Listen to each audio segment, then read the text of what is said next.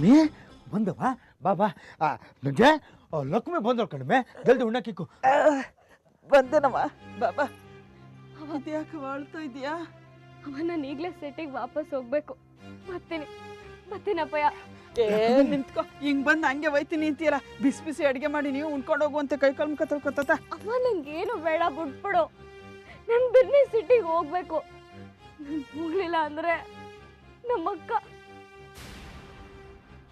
ಇಲ್ಲ ನಾನು ಬರ್ತೀನಪ್ಪಯ್ಯ ಲಕ್ಷ್ಮಿ ಲಕ್ಷ್ಮಿ ಲಕ್ಷ್ಮಿ ಲಕ್ಷ್ಮಿ ಲಕ್ಷ್ಮಿ ಹಂಗಲ್ಲ ಕಣವ ಹೇಳ್ದೆ ಕೇಳ್ದೆ ಹೆಂಗ್ ಹೊಂಟ್ರೆ ಹೆಂಗವ ಹಸಿ ಉಣ್ಣಾರ ಉಣ್ಕೊಂಡು ಹೋಗವ ಲಕ್ಷ್ಮಿ ಲಕ್ಷ್ಮಿ ಲಕ್ಷ್ಮಿ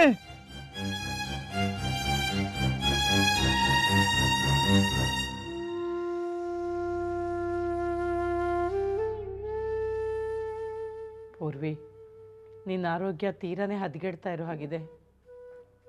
ಹದಗೆಡ್ತಾ ಇಲ್ಲ ಆಂಟಿ, ಈಗಾಗಲೇ ಹದಗೆಟ್ಟೋಗಿದೆ. ನನ್ನ ದೇಹದ ಒಳಗಿನ ಭಾಗನೆಲ್ಲ ಕ್ಯಾನ್ಸರನ್ನು ಗೆದ್ಲು ತಿಂದು ಮುಗಿಸ್ಬಿಟ್ಟಿದೆ. ಈಗ ನಿಮ್ಮ ಮುಂದೆ ಕಾಣ್ತಾ ಇರೋ ಈ ಪೂರ್ವಿ ದೇಹದ ಒಳಗೆ ಏನೂ ಇಲ್ಲ, ಬರೀ ಟೊಳ್ಳು. ಯಾವ ಕ್ಷಣದಲ್ಲಿ ಬೇಕಾದರೂ ಕುಸ್ತು ಬಿದ್ದೋಗೋ ಅಂತ ಬರೀ ಚರ್ಮದ ಪಂಜರ. ಹಾಗೆಲ್ಲ ಧೈರ್ಯಗಟ್ಟು ಮಾತಾಡ್ಬೇಡ್ದಮ್ಮ. ಮೀನಾ ಆಂಟಿ, ನಾನು ನಿಮ್ಮ ಹತ್ರ ಒಂದು ವಿಷಯ ಮಾತಾಡಬೇಕು.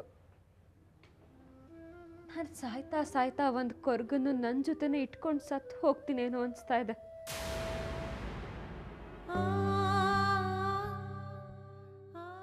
ಆಂಟಿ, ನಾನು ಸಾಯೋದಕ್ಕೆ ಮುಂಚೆ ಲಕುಮಿಗೆ ನಿನ್ನ ಕತ್ತಲಿರೋದು ತಾಯ್ತಾ ಅಲ್ಲ ತಾಳಿ ಅನ್ನೋದನ್ನ ಹೇಳ್ಬಿಡ್ಬೇಕು. ಯಾಕಮ್ಮ ಇಷ್ಟು ದಿನ ಅವಳಿಂದ ಮುಚ್ಚಿಟ್ಟಿದ್ದ ಸತ್ಯನ ಈಗ ಹೇಳಿ ಅವಳ ಮನಸ್ಸಿಗೆ ಘಾಸಿ ಮಾಡಬೇಕಾ? ನಾನಿನ್ನೂ ಬದುಕಿರ್ತೀನಿ ಅಂತ ಆಗಿತ್ತಿದ್ರೆ ಅವಳಿಗೆ ಯಾವತ್ತೂ ವಿಷಯ ಗೊತ್ತಾಗದೆ ಇರೋ ಹಾಗೆ ಪ್ರೊಟೆಕ್ಟ್ ಮಾಡ್ತಿದ್ದೆ. ಆದರೆ ನಾನೀಗ ಸಾಯ್ತೀನಿ ಅಂತ ಗೊತ್ತಾದ ಮೇಲೂ ಅವಳಿಗೆ ಸತ್ಯ ಹೇಳಿದೆ ಸತ್ರೆ ಲಕುಮಿ ನನ್ನ ಬಗ್ಗೆ ಏನು ಅನ್ಕೊಳ್ಳಲ್ಲ. ಯೋಚನೆ ಮಾಡಿ ಮೀನಾ ಆಂಟಿ. ಆದರ್ಶ ಸತ್ಯ ಅಂತ ಇದ್ದ ನಮ್ಮ ಅಕ್ಕನ ನನ್ನಿಂದ ಇಂಥ ದೊಡ್ಡ ಸತ್ಯ ಮುಚ್ಚಿಟ್ಟು ಮೋಸ ಮಾಡಿದ್ರು ಅನ್ಕೊಳ್ಳಲ್ವಾ? ಖಂಡಿತ ಅಂದ್ಕೊಳ್ಳೋದಿಲ್ಲ ಪೂರ್ವಿ. ನಮ್ಮ ಅಕ್ಕ ನನ್ನಿಂದ ಸತ್ಯ ಮುಚ್ಚಿಟ್ಟು ಒಳ್ಳೆಯದೇ ಮಾಡಿದ್ಲು ಅಂದ್ಕೊಳ್ತಾಳೆ. ಅವಳಿನ್ನು PUC ಓದ್ತಾ ಇರೋ ಹುಡುಗಿ. ಅವಳಿಗೆ ಈಗಲೇ ಸತ್ಯ ಗೊತ್ತಾದರೆ ಅವಳ ಜೀವನನೇ ಅತಂತ್ರ ಆಗಿಬಿಡ್ಬೋದು.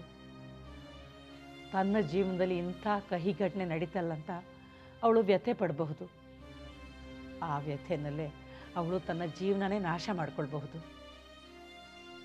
ಹೀಗೆಲ್ಲ ಆಗಬಾರ್ದು ಅಂತ ಇದ್ದರೆ ಅವಳು ಇದುವರೆಗೂ ಯಾವುದನ್ನು ಸತ್ಯ ಅಂತ ನಂಬ್ಕೊಂಡಿದ್ದಾಳೋ ಅದನ್ನೇ ಸತ್ಯ ಅಂದ್ಕೊಂಡು ಸುಮ್ಮನೆ ಇದ್ದು ಬಿಡಲಿ. ನೀನು ಅದ್ರ ಬಗ್ಗೆ ಯೋಚನೆ ಮಾಡಿದೆ, ನಿನ್ನ ಬಗ್ಗೆ ಯೋಚನೆ ಮಾಡೋದನ್ನು ಕಲಿಯಮ್ಮ.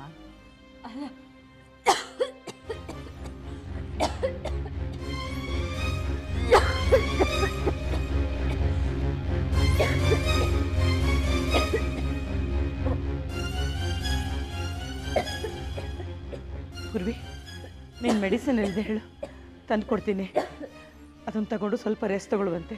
ಸ್ವಲ್ಪ ಹೊತ್ತು ಸುಮ್ಮನೆ ರೀ ಮೀನಾ ಆಂಟಿ. ಶಾಶ್ವತವಾಗಿ ರೆಸ್ಟ್ ತಗೊಳಕ್ಕೆ ಹೊರಟು ಬಿಡ್ತೀನಿ.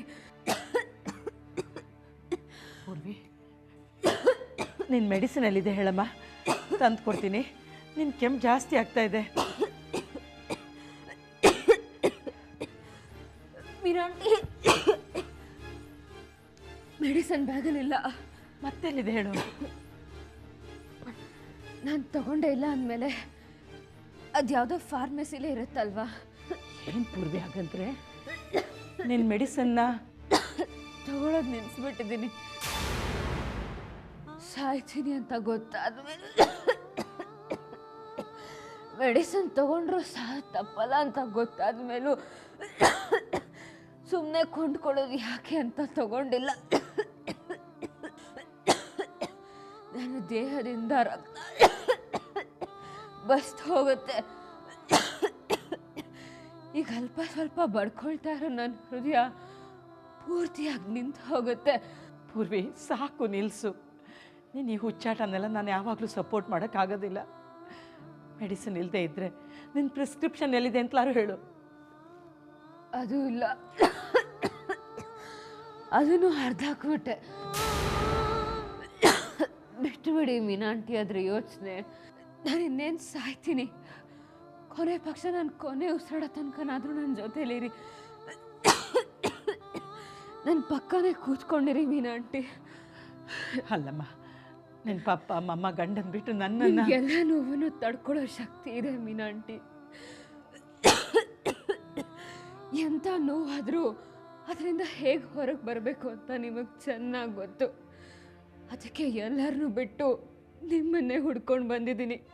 ನೀವು ನನ್ನನ್ನು ಒಂಟಿ ಮಾಡಬೇಡಿ. ನೋಡು, ನಿನ್ಗೇನು ಆಗೋದಿಲ್ಲ. ಒಂದು 5 ನಿಮಿಷ ನಾನು ಬರ್ತೀನಿ ತಡಿ. ಮೀನಾಂಟಿ, ಎಲ್ಲಿ ಹೋಗ್ತಿದ್ದೀರಾ? ಇಲ್ಲೇ 5 ನಿಮಿಷ. ಆನಂದ, ಆನಂದ, ನೋಡು, ಇವಳ ಹತ್ರನೇ ಒಂದು 5 ನಿಮಿಷ ಇರು, ನಾನು ಬಂದ್ಬಿಡ್ತೀನಿ. ಏನಾದ್ರು ಸಮಸ್ಯೆ ಆದರೆ ತಕ್ಷಣ ನನಗೆ ಫೋನ್ ಮಾಡು. ಮೀನಾಂಟಿ, ಬಂದೆ, 5 ನಿಮಿಷ.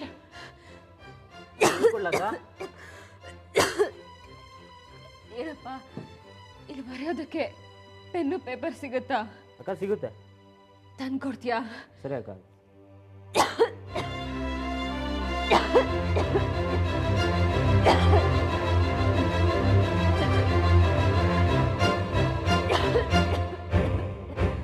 ಎಲ್ಲಿ ಹೋದ್ಲು ಈ ಪೂರ್ವಿ? ಯಾಕೆ ಎಲ್ರ ಜೊತೆನೂ ಈ ರೀತಿ ದ್ವೇಷ ಕಟ್ಕೋತಾ ಇದ್ದಾಳೆ?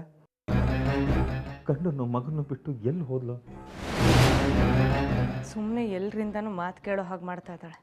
ನೀನೇ ನೋಡ್ದಿಲ್ಲ, ಸೂರ್ಯನ ಮನೆಯವರೆಲ್ಲ ಅವಳ ಬಗ್ಗೆ ಎಷ್ಟು ಕೆಟ್ಟದಾಗಿ ಮಾತಾಡಿದ್ರು ಅಂತ.